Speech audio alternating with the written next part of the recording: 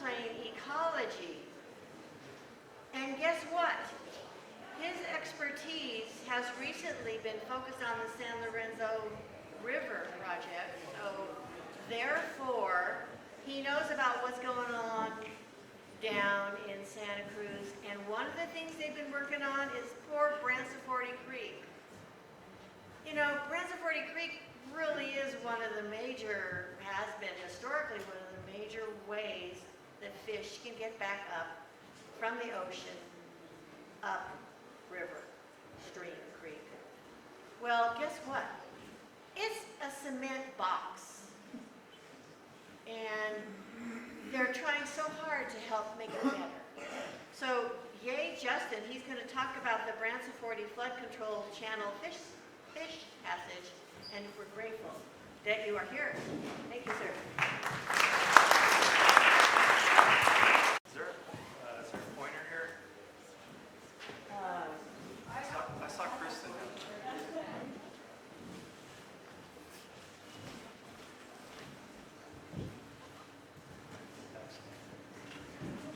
So Assembly Member Pellerin mentioned Sacramento. I'm from Blue Moose. I work out of our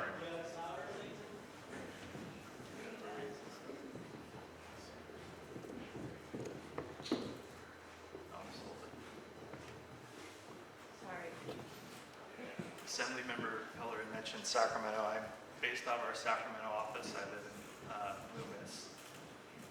And she also mentioned trials and tribulations of teenagers, so I have experience with that too. A couple common threads. So I'm here to talk about the Branciforte Flood Control Channel, some of the work that's been going on. Nice photo from Kristen here that I like, and then the requisite photo of the Scott Creek steelhead. So just to acknowledge, we've been working on Branciforte. Well, I've been working on San Lorenzo Flood Control Project for off and on for 10 to 8 years. Branciforte off and on for probably 5 years. So lots of experience in the lower watershed. Particularly Branciforte, a lot of support from the city of Santa Cruz. This is folks that have been either directly involved or involved with funding or both. City of Santa Cruz, the RCD, Coastal Conservancy, Michael Levin Associates, Jim Robbins, and Mike Popek, former co-worker and now independent ecologist down here at Ben Lomond. So so when we talk about Branciforte Creek and fish passage, there's two factors, right? There's, at the risk of overstating the obvious, there's fish, and the coastal salmonids that Chris had talked about earlier, and Kristen, we have basically two primary species that we're concerned about. That's the threatened Central Coast steelhead, and then the endangered coho. So steelhead still come and go in San Lorenzo River, and coho have not been here for quite some time. But these, part of all these projects is working on bringing them back and restoring their access to their habitat in the upper watersheds here. So San Lorenzo, basin is a focus in both of the recovery plans, and Chris had mentioned this early on too. So factor number 2 is fish, and now you have flood control. So here we are up in Felton, but down in Santa Cruz, we've got the flood control project, lots of development. So the San Lorenzo, so 1955, 1982, 2017 for context. These are peak flows. So probably all of you aware of the history. 1955, big catastrophic flood spurred the Army Corps to start developing the flood control project that is now known as the San Lorenzo River Flood Control Project. So that goes, for all practical purposes, on the main stem from Highway 1 downstream. But the Army Corps project, this was built in 1959, again in a response to the 55 floods, included Branciforte Creek, which is this lower tributary, which is a mile long. As she said, it's a concrete box. So on Branciforte, So the San Lorenzo River, big flows coming into town, 30,000 CFS. Branciforte, best guesses are the peaks in those events were 8 to 6 CFS, 8,000 to 6,000 CFS. So I mentioned the project was completed in '59. So one of the things to know about the Branciforte channel in '59 when they designed it, first it was designed for a really big flow, 8,000 CFS plus, but for the Army Corps, had some foresight, and they actually had a little pilot channel that you could see here that was designed into. So this is the Branciforte flood control channel in 1982 and today. But the Corps designed this little pilot channel that was intended to install baffle plates to help for fish passage. Pretty good foresight. I don't know if anyone's ever actually installed the baffle plates. I don't know if anyone knows where the baffle plates are. But it was part of the design. So the city of Santa Cruz is responsible for maintaining Branciforte. The main San Lorenzo River is a little bit different story, but the city has to, they're kind of charged with keeping the channel clean, and the contemporary maintenance actions really kind of center around Water Street for a few reasons. So, the Branciforte Creek, the flood control concrete box impedes fish passage. And so, Kristen had mentioned earlier, there's a lot of different components of fish passage. It's drop height, it's velocity, it's depth. So really, the Branciforte Creek Flood Channel, it's a mile-long concrete box. It's not a particular point barrier, like a big drop or something, or at a dam. This is, when we talk about this flood control channel, we're talking about really a velocity barrier, so sustained flows in the channel that fish get tired of swimming against, and a depth barrier, so when flows are too low, they're just going down the smooth concrete box and the fish don't have enough depth. So Branciforte is a high priority project. It's been identified by a number of things, the IWRP, Chris, the anadromous, the HCP, and then the recovery plans that I showed earlier. But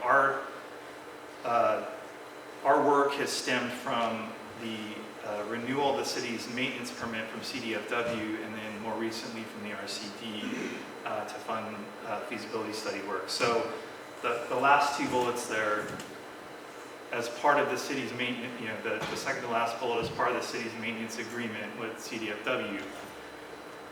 One question was, study this channel. Like, yes, we know it's hard for fish to get by, velocities are fast, but study this channel and tell us how bad it is. And then the last bullet is, once you figure that out, do a feasibility analysis, alternative analysis, and see what are the options for making it better. So that's kind of what I'm going to talk about mostly. So, the colors aren't coming through great. So yeah, sorry.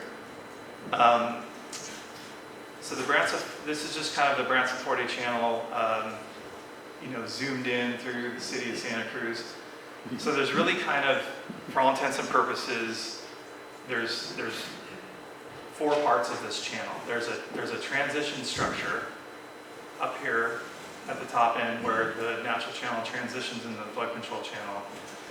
And then there's 3 segments really, and from the transition channel down to Water Street, which is a steep segment, from Water Street down to Ocean Street, which is a slightly less steep segment, and then from Ocean Street out to the San Lorenzo River, which is even less steep. So in terms of when you think about velocities of water flowing down the channel, so it's steep, less steep, and then pretty flat. And this is also mostly tidal.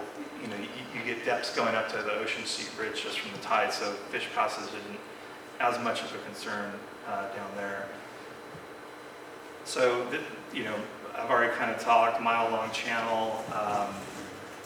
This is a photo of the transitioning into from the natural channel to the transition structure.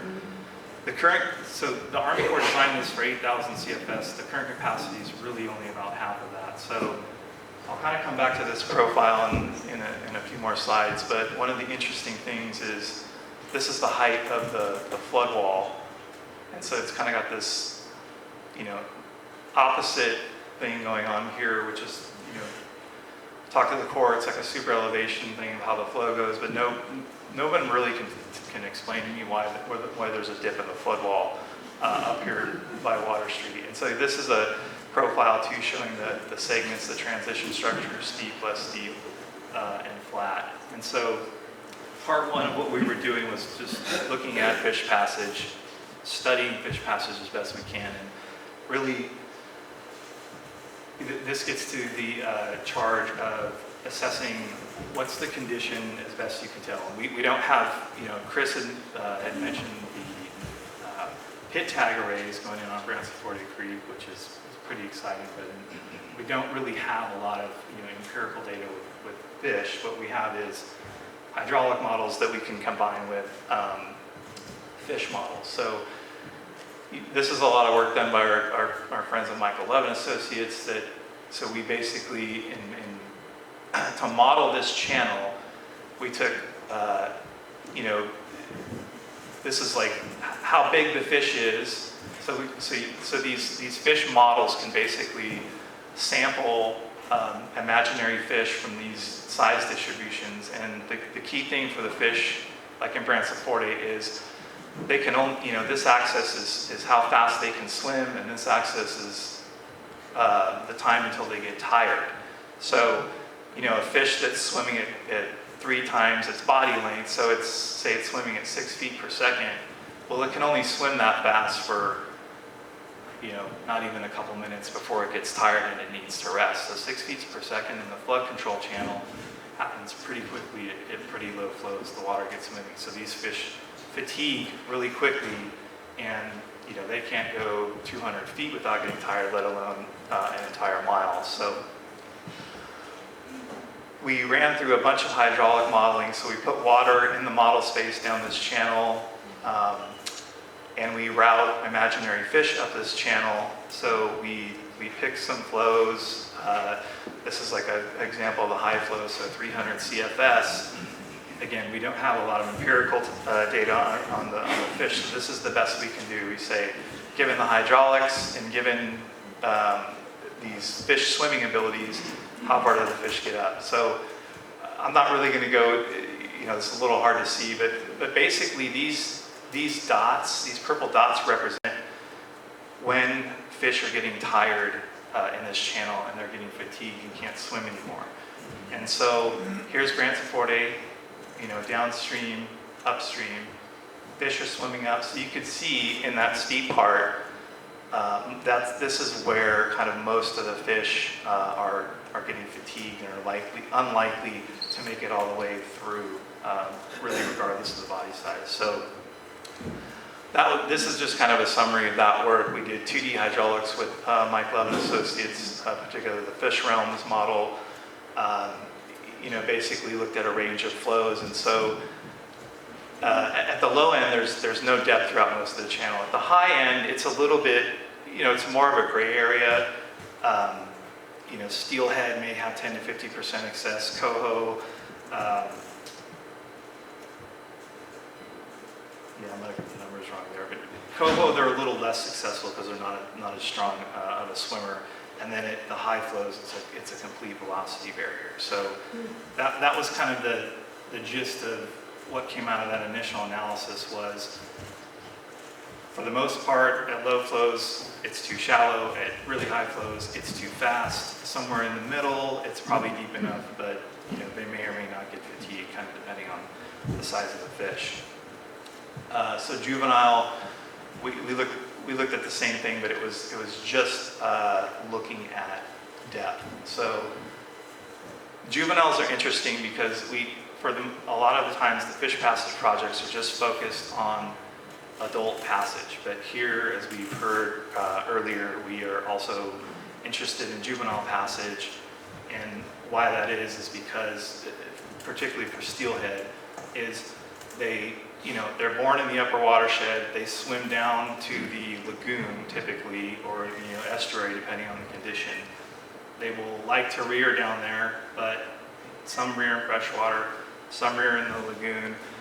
But the important thing is if water quality in the lagoon goes south, they need a means of getting back up to colder water, shadier water, etc. So it presents more challenges from a passage standpoint. So you're already looking at a channel that's a concrete box that's very difficult for adults, and you can imagine it's even more difficult for little juvenile fish. So one of the things I want to point out here when we talk about so the solutions to this channel are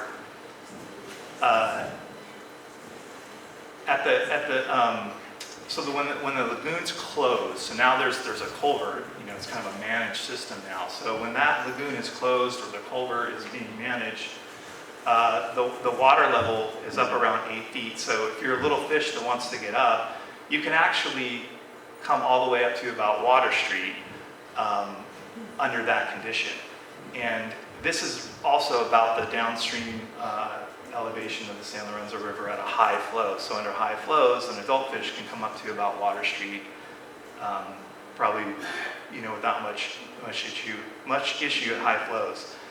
At a normal downstream, like being high water elevation for an adult, they're going to have trouble in this kind of middle area as well. So all to say, the primary focus when we talk about passage solutions is kind of this upper third of the channel, this middle third being important but not quite as important. And so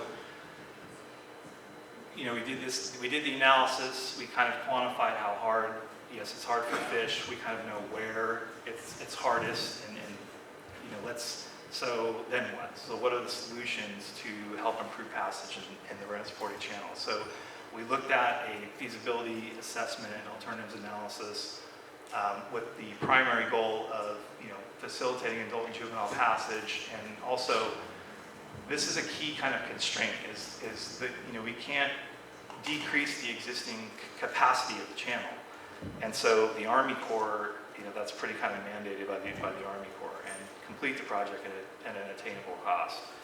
So the primary constraint is flood conveyance in this channel. So this is just a quick, this is a recent shot of Branciforte taken by our friends at the RCD, and our best guess was maybe this is 2,500 to 3,000 CFS. This is looking upstream of Water Street. The model kind of validates this, that at 3,000 CFS you don't have any capacity left in the channel. So it's really hard, you really don't have any wiggle room in the, wiggle room in terms of like introducing solutions that will increase the water surface elevation. You want to have your solution. So these are potential solutions to this kind of situation. This is something that's been encountered. There are kind of projects in the ground.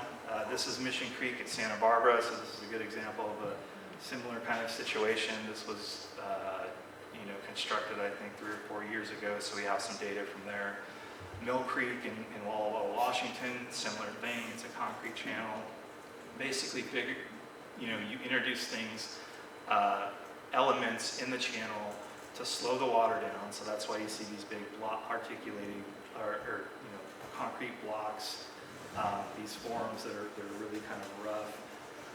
The resting pockets is another kind of key component of flood control channel solutions to fish passage. So here you can see a resting pocket and a cut in the bed. These are resting pockets like on Mission Creek that are cut in the lateral channel. So these are pockets that are designed to allow fish to rest.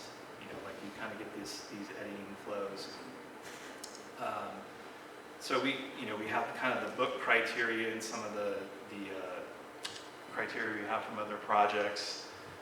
Again, this is kind of our focus reach, the upper 2/3 of the Branciforte channel.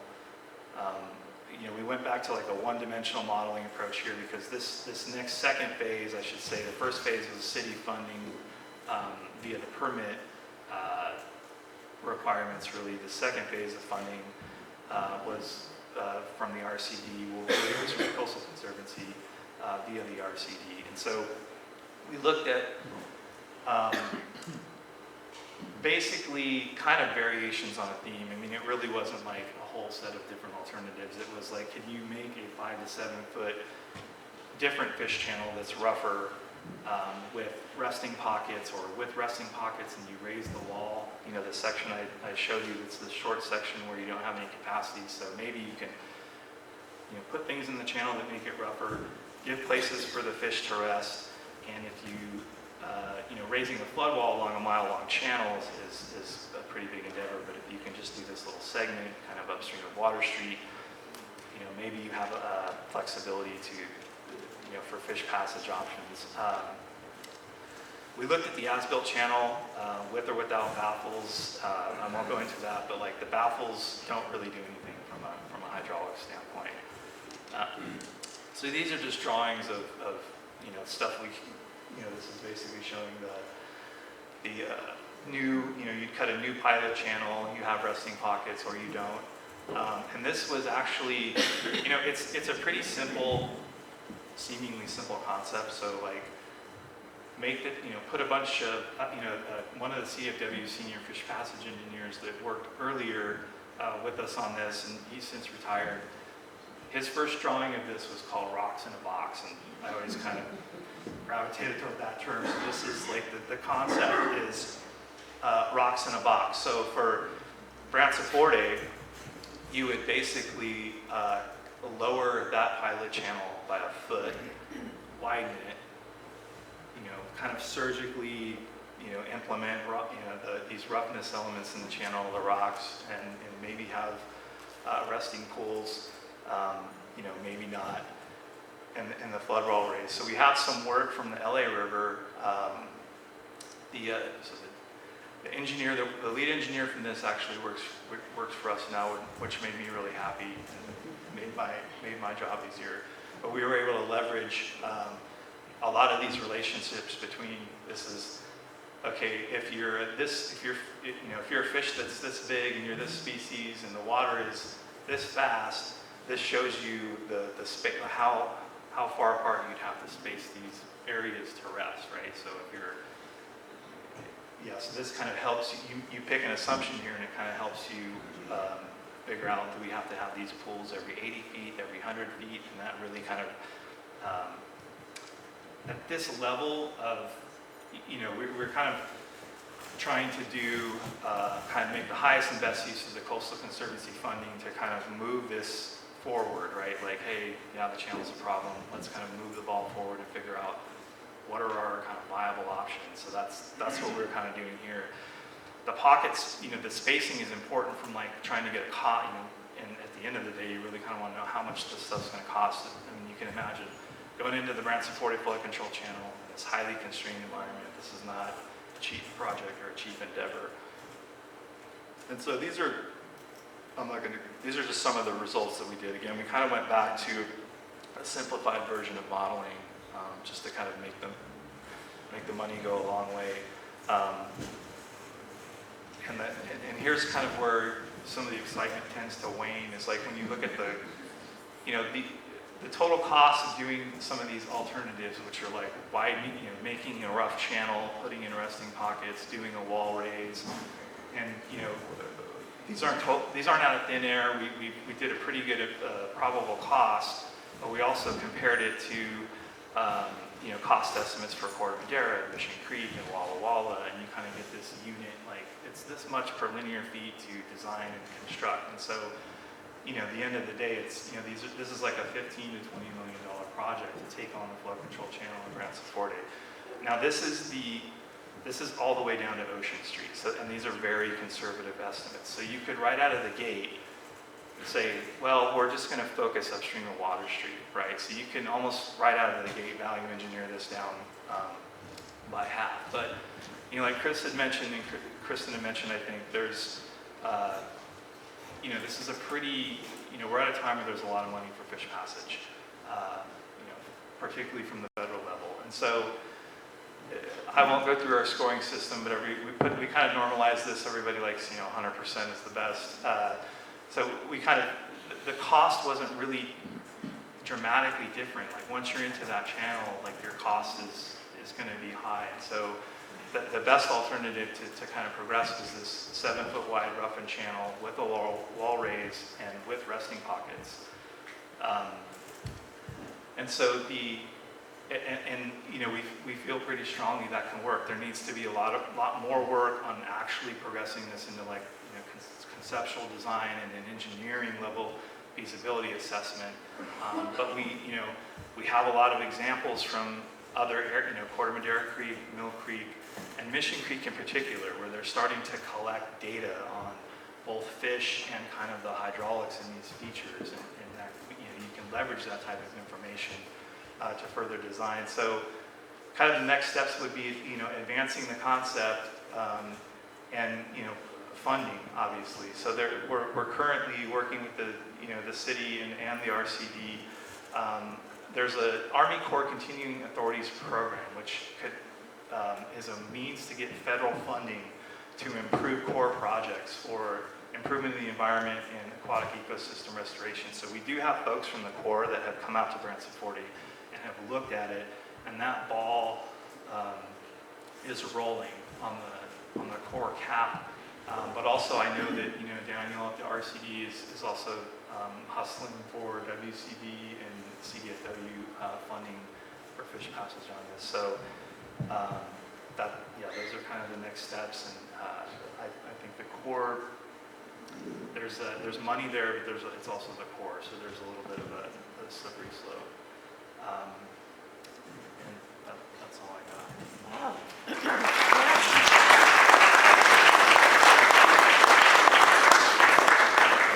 Leave it on.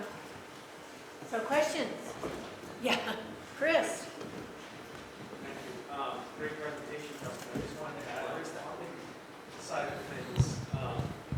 Providing some linkage to San River Keller in this talk, we are actually trying to get $20 million in the climate fund as well. The core funding only provides $10 million, and our preferred alternative so far is over 20. So we are going to need some some money. And this is a project that's hugely important. The city inherited the flood control channel from the federal government, so we're a little bit stuck. But we are hopeful that, you know, between infrastructure funds and time bonds, that we can probably get this done. That's good news. Yeah, that is good news. There is definitely a rub between the city and the feds. Just wondering if the wall raise part of the proposal is actually going to return that potential 8,000 CFS capacity, or like how much capacity do we get from the wall raise portion of the plan? Well, really the wall raise, so we're not, that wouldn't really, we're kind of like the core is the core, and we're not in the business of restoring that capacity, which I don't, you know, again, talk to them. I don't see how they came up with that particular value. It's clear that it doesn't pass it down. So that wall raise would only be to actually provide enough freeboard for the current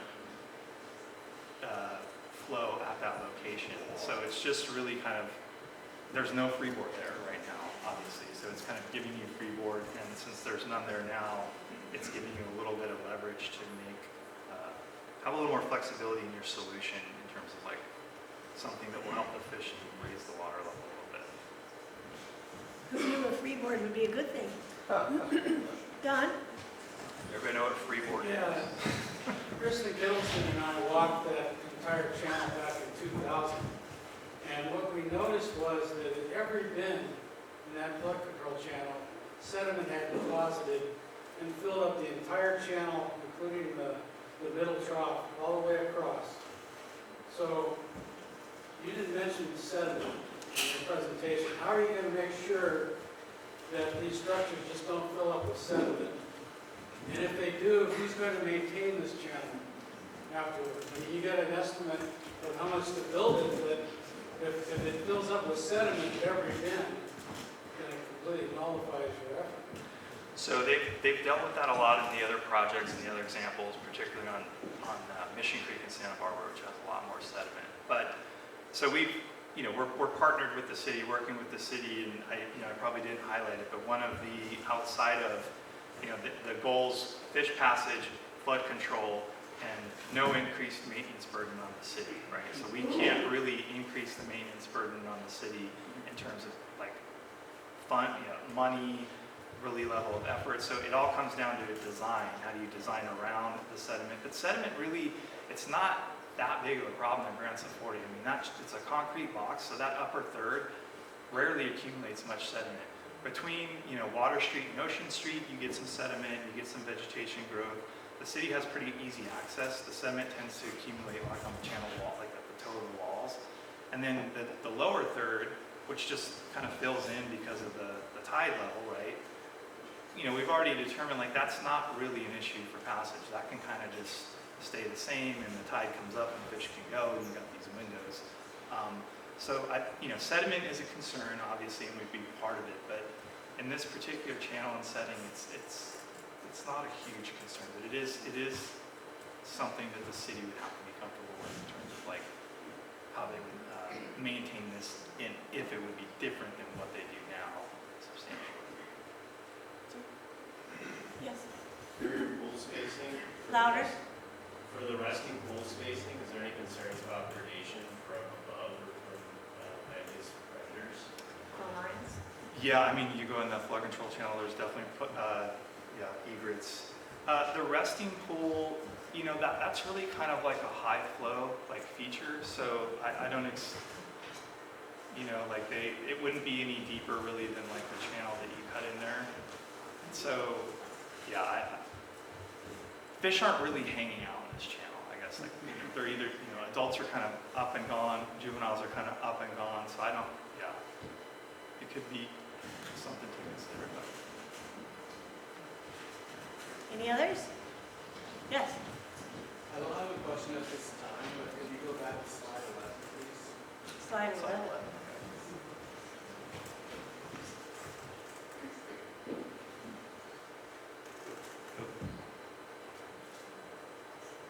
Yeah. Okay, I lied, I do have a question. So, when you mentioned the purple dots being where the fish get fatigued, Yes. I can't really see the axes, so can you just explain what's going on with that bot for me, please? Sorry. Velocities are too fast. Okay. Yeah. The color, so this is the color of velocity, 0 to 10 feet per second. It's kind of a heat map of velocity. It's not really popping as much on the back wall here, but yeah, that's basically the flow's too fast for the fish to continue swimming. All right, we have to stop the questions. Thank you very much.